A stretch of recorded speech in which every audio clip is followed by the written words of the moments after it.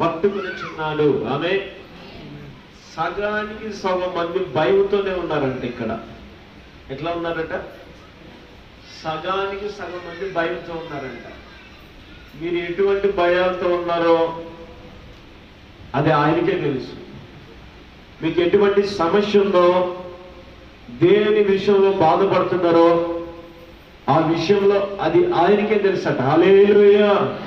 తెలుసు కాబట్టి దేవుడు నిన్ను ఇక్కడ తీసుకొచ్చాడు. తెలుసు కాబట్టి నువ్వు కూర్చున్నావు. లేకపోతే ఫస్ట్ మెసేజ్కి లేచి వెళ్ళిపోయేవాడిని, ఫస్ట్ మెసేజ్కి లేచి వెళ్ళిపోయేవాడిని.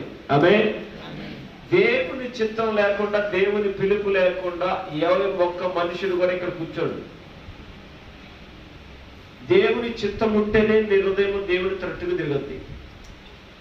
దేవుని చిత్తం ఉంటేనే నీవు ఇక్కడ కూర్చుంటావు, లేకపోతే కూర్చో. హల్లెలూయా చెప్పండి. హల్లెలూయా, హల్లెలూయా.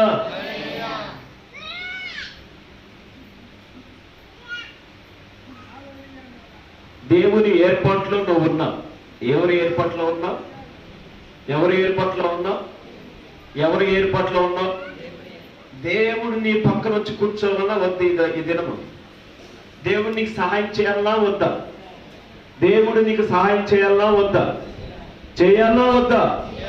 చేయాలన్నా వద్దా? ఆమేన్, ఆమేన్.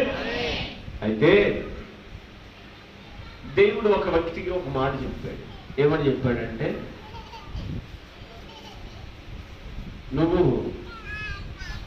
యేసుదేవుడు అని సొంత రక్షకుడిగా అంగీకరించావు కదా, అవునా? అవును. నేను చెప్పిన పని నువ్వు చేస్తావా? చేస్తావా?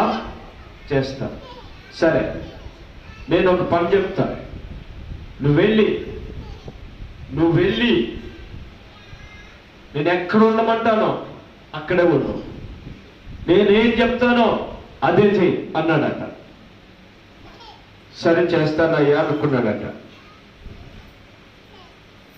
ఇంకొకటి, నువ్వు భూమి మీద ఉన్న మనుషులకు భయపడతావా? పరిస్థితులకు భయపడతావా? తిండికి భయపడతావా? కరువుకు భయపడతావా? దేనికి నువ్వు భయపడతావు? ఆ వ్యక్తి చెప్పాడంట, మరణానికి భయపడను, నన్ను హింసించే వాళ్ళకి భయపడను, కానీ ఒక్క ఆయనకు భయపడతానయ్యా అని చెప్పాడంట. ఎవరికి భయపడతావు? నీకు నేను భయపడతా అని చెప్పాడంట. మాట మీద నిలబడతావా? నిలబడతా. నా పరిచర్యలో నిలబడడం అంటే మామూలు విషయం కాదు. ఎందుకు కదయ్యా? అబద్ధం ఆడకూడదు, తిట్టకూడదు, కోపం తెచ్చుకోకూడదు, సనగకూడదు, గొనగకూడదు, ముఖం మార్చకూడదు. వింటున్నావా? అంటే నీ కొడుకుని తిట్టకూడదు, నీ భార్యను తిట్టకూడదు, నీ బిడ్డను తిట్టకూడదు, నీ అత్తను తిట్టకూడదు. వింటున్నావా? ఎవరిని తిట్టకూడదు. మరి అలా ఉంటావా? ఉంటా. హల్లెలూయా. ఉంటావా? ఉంటానయ్యా. సరే, నేను చెప్పిన చోటుకి వెళ్ళాడట. వెళ్ళాడు ఆయన. వెళ్ళి బట్టలు తీసుకెళ్ళాలన్నా వద్దు, నాకు కావలసిన పరికరాలు తీసుకెళ్ళాలన్నా వద్దు. మరి ఎట్లా వెళ్ళమంటావు? ఖాళీగా వెళ్ళు. ఎలా వెళ్ళమంటావు? ఉట్టి చదువుతో వెళ్ళిపో అన్నాడట. హల్లెలూయా. ఎట్లా వెళ్ళమన్నాడట? ఎట్లా వెళ్ళమన్నాడట? ఉట్టి చేతులతో వెళ్ళన్నాడట. భూమి మీద పుట్టిన నువ్వు ఏం తీసుకుని వచ్చావు? హల్లెలూయా. దేని కొరకు నీ పాకులాడుతున్నావు? దేని కొరకు పరిగెత్తుతున్నావు? దేని కొరకు నీ ప్రయాస? చెప్పు. హల్లెలూయా. దేవుడు నీకు వచ్చేటప్పుడు ఈ లోకంలో తల్లి గర్భముల నుంచి బయటకు వచ్చిన తర్వాత నువ్వు మంచి డ్రెస్ కోడ్తో వచ్చావా? చెప్పండి. హల్లెలూయా. మంచి ఆస్తితో వచ్చావా?